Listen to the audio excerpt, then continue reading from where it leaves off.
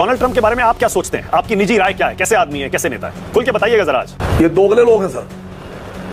America के Trump तो छोड़ दीजिए, किसी पर भरोसा करने लायक नहीं है। तो आप खुद कह रहे हैं कि वो आदमी भरोसे लायक नहीं है, घटिया भी कह रहे हैं आप, तो फिर उनके बयानों को गंभीरता से क्यों ले रहे हैं? मसला सिर्फ ये है सर कि जब आपको 3 दिन 4 दिन के अंदर सीज फायर करना था तो आपने जंग क्यों शुरू की थी? आपको इन मुद्दों पर सोचना चाहिए था। माना गुप्ता जी, मेरे और आपके मकान की लड़ाई नहीं है। हुल्लड़ डिबेट में आपका स्वागत है। कर्नल सोफिया कुरैशी को आतंकवादियों की बहन बताने वाले भाजपा मंत्रियों की बिगड़े बोल पर असीम बकार ने एंकर मानक गुप्ता के प्रश्न पर जोरदार तरीके से भाजपा की बखिया उधेरा है। ऑपरेशन सिंदूर में अहम भूमिका निभाने वाली सोफिया कुरैशी पर किए गए अभद्र टिप्पणी पर बिना स्किप किए अंत तक जरूर देखिएगा यह शानदार डिबेट। आसिम बकार, मैं चाहता हूं कि पहले अपने मन की बात बताइए। जब कर्नल सोफिया कुरैशी के खिलाफ मध्य प्रदेश के मंत्री ने उन शब्दों का इस्तेमाल किया, आपको कैसा लगा आसिम बकार? सर, मन की बात यह है कि भारतीय जनता पार्टी के लीडर्स और इनके मंत्रियों से हम इसी तरह के बयानों की उम्मीद करते हैं। हमें अचंभा तब होगा जब ये देशभक्ति की भाषा बोलेंगे। हमें तब अचंभा होगा जब ये मुसलमान मिलिट्री अधिकारियों के खिलाफ सम्मान जताएंगे। ये तो इनके खून में घुला हुआ है, ये कोई नई बात थोड़ी ना बोल रहे हैं। दूसरी बात, सबसे बड़ी बात सर, देश के दिल में जो है वो आप भी जानते हैं। ये जो 3-4 दिन के अंदर जो सीज फायर हुआ है, मानक गुप्ता जी, भारत के जो दिल में है, भारत के जो लोगों के सीने में आग दबी हुई है, वो बाहर नहीं आ रही है, वो चुनाव में निकलेगी बाहर। हाँ, एक बात और, इंदिरा गांधी लोगों को जरूर याद आई है। पूरे देश में पक्ष विपक्ष, ऊंच नीच, छोटा बड़ा, औरत मर्द, बच्चा जवान बूढ़ा, सबको अगर कोई नाम याद आया तो वो इंदिरा गांधी का नाम याद आया कि काश वो भारत की प्रधानमंत्री होती तो आज ये जो हो रहा है ये ना होता।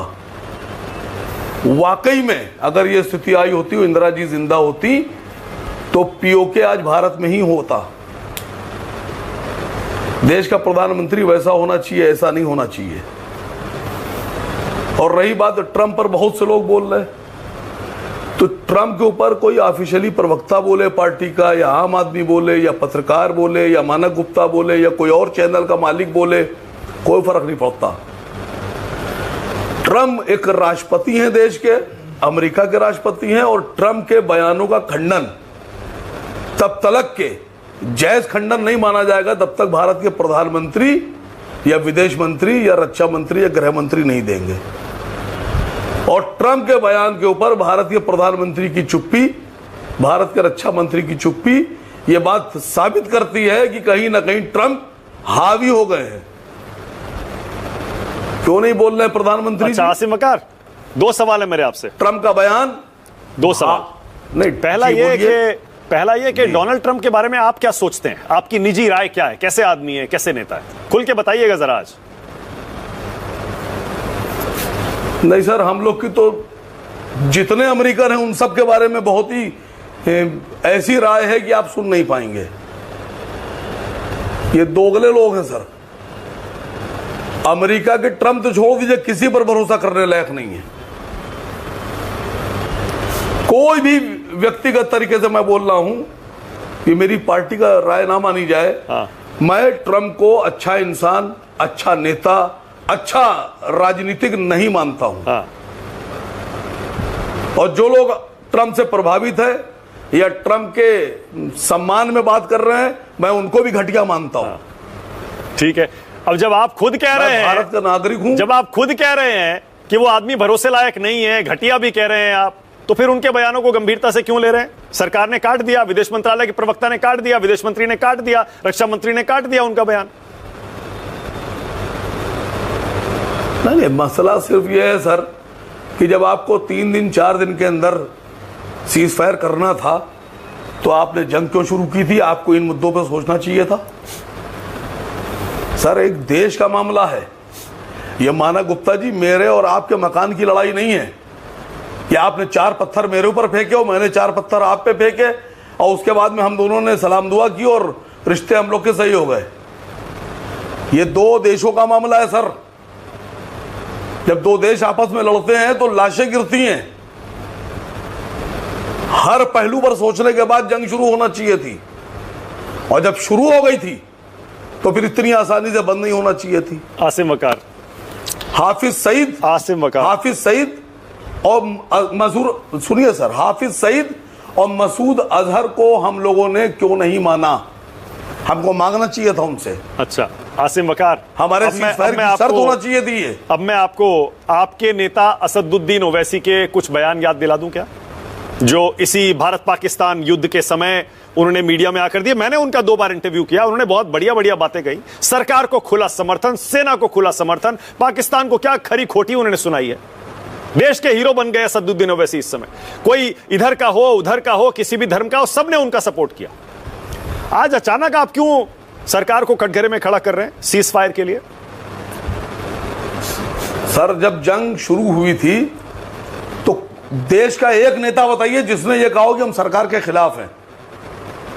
छोटी बड़ी, ऊंची नीची जितनी पार्टियां थी, सबने कहा कि हम खुले मन से, पूरी शिद्दत से सरकार के साथ खड़े हैं, हम अपने प्रधानमंत्री के साथ खड़े हैं, जो प्रधानमंत्री का फैसला होगा वो हम सबको मान्य है। किसने कहा था कि हम सरकार के साथ नहीं है? ठीक है, लेकिन अगर सरकार ये कह रही, सरकार के इस फैसले के बाद अगर विपक्ष ये कह रहा है कि आप एक सत्र बुलाइए, तो क्यों नहीं बुलाएंगे आप? जवाबदेही किसकी है? ये जो बात आप बोल रहे हैं, ये जो विदेश मंत्रालय के प्रवक्ता जी बोल रहे हैं, यही बात सत्र में बोलिए आप। लोकसभा का सत्र बुलाइए, ठीक है, ओके, उसमें बोलिए। ओके, राजकुमार भाटी और ए.के. वाजपेयी जरा स्टूडियो में लाइए। भाटी जी, ये सेना का अपमान कौन कर रहा है इस देश में? भारतीय जनता पार्टी। कैसे? अभी जो आप सवाल पूछ रहे थे और गुरु प्रकाश पासवान उस पर जवाब दे रहे थे, गुरु प्रकाश पासवान बहुत ही शिक्षित और सभ्य और गंभीर प्रवक्ता हैं।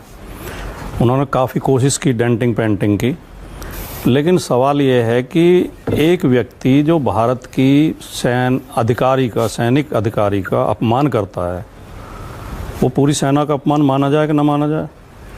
और जो सेना का अपमान कर रहा है उसे देशद्रोही माना जाए कि ना माना जाए? पूरी भारतीय जनता पार्टी मौन क्यों रही इतने गंभीर प्रकरण पर? हाई कोर्ट ने स्वतः संज्ञान लिया, हाई कोर्ट ने मुकदमा दर्ज करने का आदेश दिया, उसके बाद भी इन्होंने सही समय पर मुकदमा दर्ज नहीं किया, उसमें भी रात को मुकदमा दर्ज किया। मंत्री सुप्रीम कोर्ट गया, सुप्रीम कोर्ट ने भी कठोर टिप्पणी की है, सुप्रीम कोर्ट ने भी उसे लताड़ लगाई है। कोर्ट आहत है, मीडिया आहत है, देश की जनता आहत है, हर नागरिक आहत है, और भारतीय जनता पार्टी मौन है इतने गंभीर विषय पर। तो इसे ये क्यों ना माना जाएगा, पूरी भारतीय जनता पार्टी के देशभक्ति पर संदेह क्यों ना किया जाए? और रहा है हमेशा, मैं तो आपके शो में भी कई बार बोल के गया हूं कि आरएसएस और भारतीय जनता पार्टी का राष्ट्रवाद और देशभक्ति फर्जी हैं। दिल से राष्ट्रवादी नहीं है ये, दिल से देशभक्त नहीं है। अगर ये दिल से देशभक्त होते तो एक सेना की अधिकारी के, महिला अधिकारी के अपमान पे इनका खून खोलता और ये उस मंत्री को निकाल के बाहर करते, और अब तक वो मंत्री जेल में होता। और वो आदतन अपराधी है।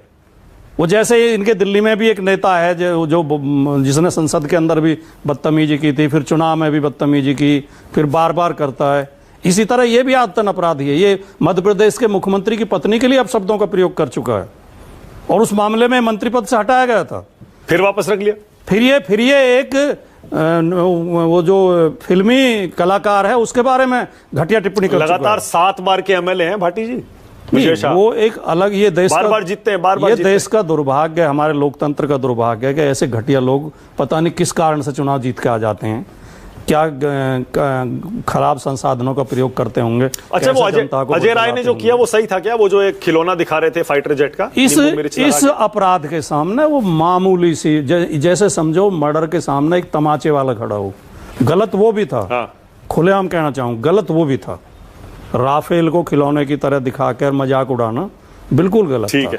और अभी आप एक सवाल आसिम वकार जी से पूछ रहे थे। देखिए, जब तक सेना एक्शन में थी, जब तक सेना ऑपरेशन कर रही थी, सेना कार्रवाई कर रही थी, पूरा देश सेना के पीछे खड़ा था।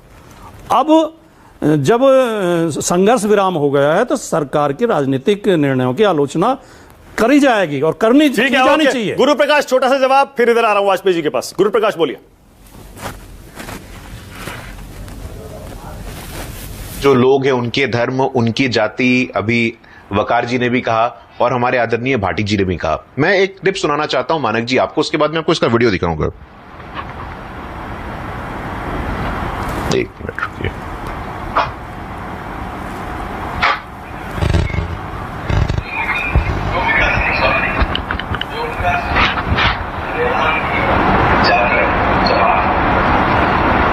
व्योमिका सिंह के बारे में अपने समाजवादी पार्टी के रामगोपाल वर्मा जी ने एक शब्द का उपयोग किया है। हरियाणा की दलित समाज की एक जातिगत उद्बोधन का उन्होंने उपयोग किया है। क्या यह मामूली है या गैर मामूली है, मैं आपसे पूछना चाहता हूं। अजय राय जी का अपराध मामूली होता है, यह तय करने का अधिकार किसके पास है? कुंवर शाह जी का जो बयान है वो अपमानजनक है, यह कोर्ट तय करेगा। आपके नेता हैं रामगोपाल वर्मा, समाजवादी पार्टी के वरिष्ठ नेता हैं। व्योमिका सिंह के बारे में हरियाणा की एक ऐसे शब्द का उपयोग किया गया है जो असंवैधानिक है, जो बिल्कुल ही प्रोहिबिटेड है, जो दलित एक्ट में बोलना तक जायज नहीं है। उस शब्द का उपयोग आपके पार्टी के वरिष्ठ नेता। दोस्तों, कुछ लोगों की मानसिकता इतनी नीचे गिर चुकी है कि उनको देश की बहादुर बेटियों पर भी टिप्पणी करने में शर्म नहीं आती है। माना जा रहा है कि उन्हें मोहन यादव कैबिनेट से इस्तीफा देने को कहा जा सकता है या फिर बर्खास्त भी किया जा सकता है। इससे पहले हाई कोर्ट के आदेश पर उनके खिलाफ FIR दर्ज हो चुकी है। इस पर अपनी राय में जरूर बताएं। वीडियो पर लाइक कमेंट करना ना भूलें। अगर आप चैनल पर नए हैं तो चैनल को जरूर सब्सक्राइब कर लें। धन्यवाद।